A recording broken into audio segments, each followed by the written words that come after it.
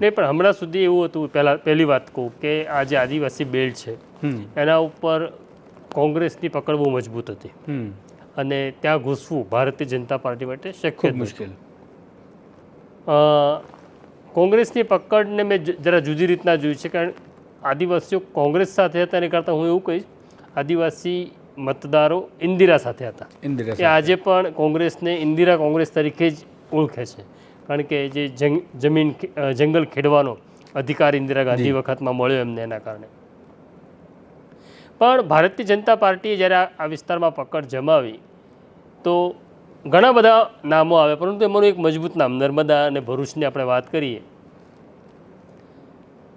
તો મનસુખભાઈનું એક નામ છે.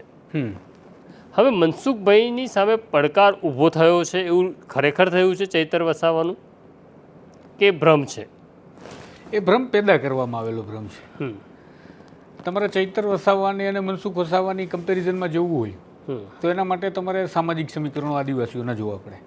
કારણ કે મનસુખ વસાવા એક જૂનું વ્યક્તિત્વ છે, અગાઉથી ચૂંટણીઓ લડે છે, જીતે છે, એમનું મૂળ વતન રાજપીપળાથી આવે છે, બિલોંગ કરે છતાં લડે છે ભરૂચમાં અને ત્યાંથી એ જીતે છે.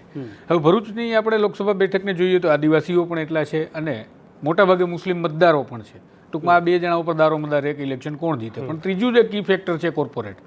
એટલે હું તો એવું માનું છું કે આદિવાસી વિસ્તારની અંદર જે કંઈ પણ થાય છે, રાજનીતિ કે પછી આંદોલનો કે પ્રોજેક્ટ, આ તમામની પાછળ ક્યાંક ને ક્યાંક કોર્પોરેટ હોય.